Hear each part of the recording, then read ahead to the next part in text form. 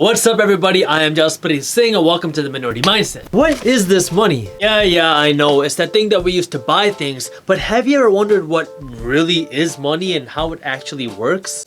Well, have no fear, the Minority Mindset's here. Okay, yeah, that was lame. But since we use money every day, we should know what money is. To really understand what money is today, you have to start by going back in time to the barter system. If you wanted to buy milk, there was no credit cards to buy milk. You had to give something in exchange for the milk. What you gave depended on what you had. There was no set price for the milk, and it was just whatever the milk owner accepted. So if you had chickens, you could give the milk owner 2 eggs in exchange for the milk. You got it, right? I mean, you were exchanging one thing for another. But as society grew, this system became harder to sustain, so that's when the United States implemented the gold standard. Having things backed by gold means you can value things with one standard unit.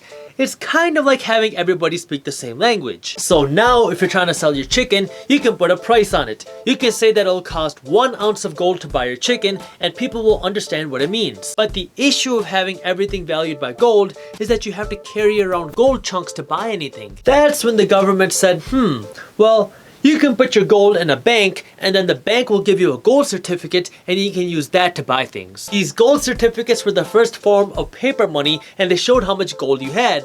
Kind of like a modern day bank statement. So if you wanted to buy a chicken that cost 1 ounce of gold, you could give the seller 1 physical ounce of gold, or you could give them a gold certificate worth 1 ounce of gold. Pretty simple so far, right? So this went on without too many problems until 1913 when there was a huge stock market crash. The stock market crashed almost 50% in just a few weeks, and so people went to the banks and started withdrawing all of their gold because they were scared that the banks were going to go bankrupt and they were going to close their doors and that their gold was going to disappear. Remember how banks work. They take the money that you deposit and then they invest it to make a profit. So they need your money in the banks to survive. When everybody pulled their gold out of the banks, this left the banks empty, and ironically, this did lead to a lot of banks going bankrupt. After this happened, the United States government decided that they want to be involved with the regulation of money, so they created the Federal Reserve Bank, or the Fed, in 1913. 16 years later, the Great Depression of 1929 happened, and this was when the government and the Fed said enough's enough.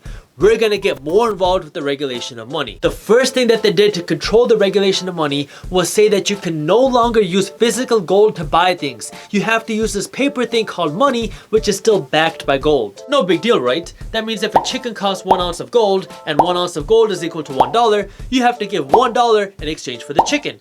Yeah, kind of, but this also means that the Fed can now create money out of thin air by buying things called treasury securities. So if $1 is worth 1 ounce of gold and the Fed decides to double the amount of dollars out there, now you have to pay $2 to buy a chicken that's worth 1 ounce of gold. This went on and on for about 40 years where the Fed kept creating more money, and every time the Fed did that, your money became a little bit less valuable. Well, guess what happened next? The Fed created too much money.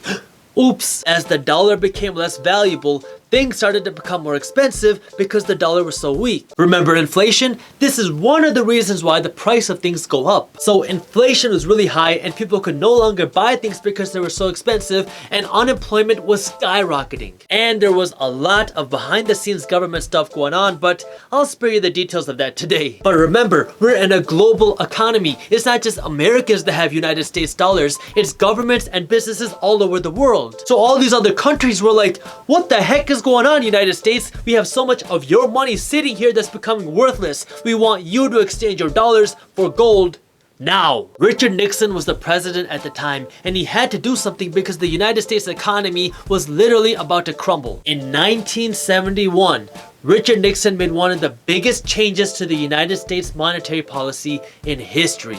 He took the United States off the gold standard. So all of you countries asking for gold, sorry, you can't have it. This means that our dollars are no longer backed by gold. Before, if the Fed wanted to create more money, they had to be really cautious because they needed enough gold to back and support the new money. Now the dollar's backed by nothing. So your money is literally just a piece of paper. The only reason this $1 can afford a pack of gum is because we've artificially created value behind this $1 bill. Gold has value because it's limited and it's tangible.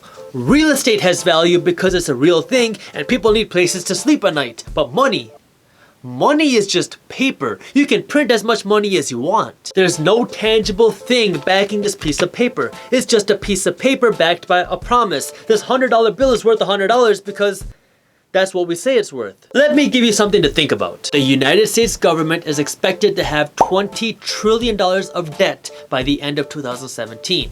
The Federal Reserve prints $541 million a day. Now, 95% of that is being used to recycle old money, but that still means that $10 billion are being added to the United States circulation every single year. So here's the question for you. Will there ever be a point where there's too much money out there? Kind of like a tipping point. If so, what happens when people realize that their money is worthless because it's backed by nothing but a promise?